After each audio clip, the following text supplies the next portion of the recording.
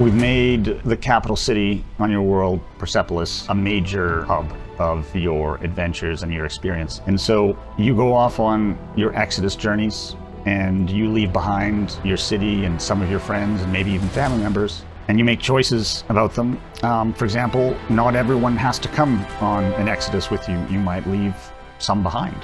And when you come back, it could be a decade later, it could be 4 decades later, and those choices will have impacted your relationships with people that are now a decade older or 3 or 4 decades older, how your city has evolved, how technology has been integrated into everything from the military to, civic structures to, well, I can go on and on. June is the player character in the game. You'll have some options in terms of character creation that we'll be talking about at a later time, so that'll give you some unique aspects to who June is for you. But ultimately, your player experience is going to be dictated primarily by the choices you make throughout the experience overall. You'll make choices both at a kind of micro level and a macro level in terms of the overall story and in terms of the things you do with gameplay. So you'll be able to customize your character through some traditional ways that you can do in RPGs with skill trees and progression paths that we think are going to be compelling for players.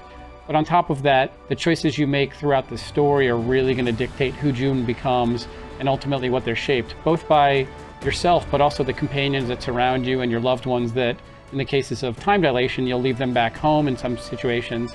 And the manifestations and ramifications of those choices are going to be meaningful to you and shape you as June the player.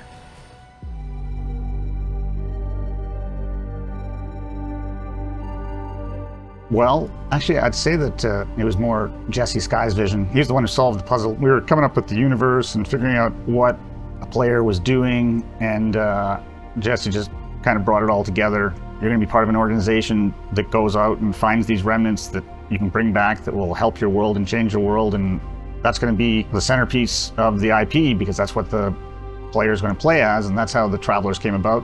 Jesse is our creative director, and he has a really good way of taking all the elements and figuring out how they work holistically and then coming up with something cool that players will want to be. So that's how the Travelers came about.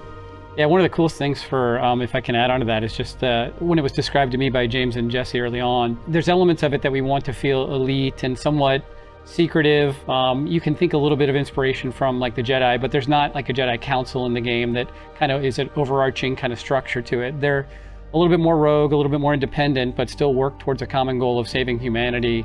And I think that's kind of a binding force with them on these journeys that they go on that are interstellar and have impact on them timeline-wise that's different from a typical journey.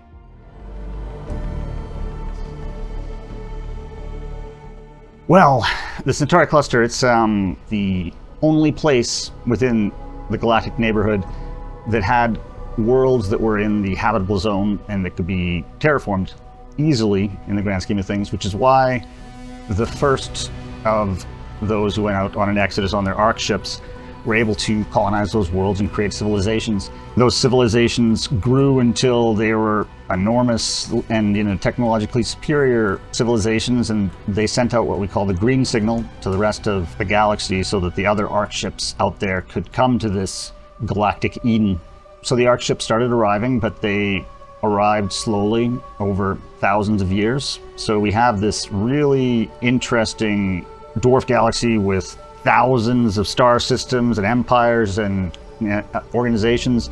Some of them have already died off and there's just the remnants left, while others might be just a few decades old, filled with humans who've just got off their ark ships who were on Earth like a century before. So the sky's the limit, which is really cool because it means that there are so many different places and eras and civilizations that you can visit within the Centauri cluster. I think one of the coolest things about the IP in that context of that question is just that juxtaposition, like the Celestials that have evolved over 40,000 years contrasted with humans that are basically near Earth to us that just got off ark ships. I mean, James said this, but like if you really stop and think about that, like there are descendants that have changed, and we're kind of as humans, kind of the scrubs of the universe that are fighting to survive. And that's where June comes in as the player character to really kind of reestablish humanity's hope for a future that's meaningful to humans as we know them, contrasted with the Celestials, who are much more evolved and have done some amazing things in the Centauri universe.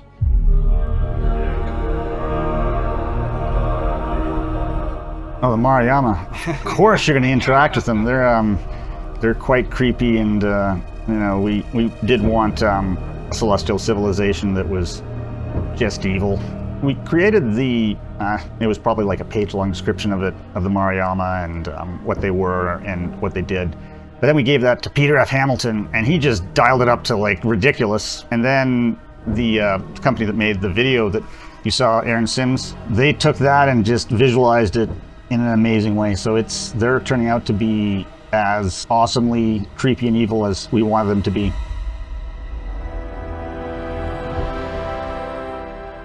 It has to be in the context of what we've already revealed, because there's so many good ones. I mean, in the game overall. What character would I want to be in the world of Exodus that we've revealed so far? Based on that set, I'd probably say June. I mean, I'm excited to play as June and define him or her to be the player that I want to be in the game. You don't want to be a Crown Celestial? The Crown Celestials can, like, literally, they're so smart and they live so long, and they can do everything that June can do, and they have the ability to install riders in their brains, so they don't have to, if they're in a difficult situation, they can give themselves a personality that'll perfectly match it. I'm thinking of all the uses for that. I'd be a Crown Celestial. But I wouldn't do the whole mind line thing, because that would feel like I was murdering my child. So I would just let myself die. I can't remember how long they live. I like the trials of the heirs, though. That's super cool. Oh yeah, that was pretty brutal. If you, again, reading the book, it involves a unicorn and lots of gore. So anyways,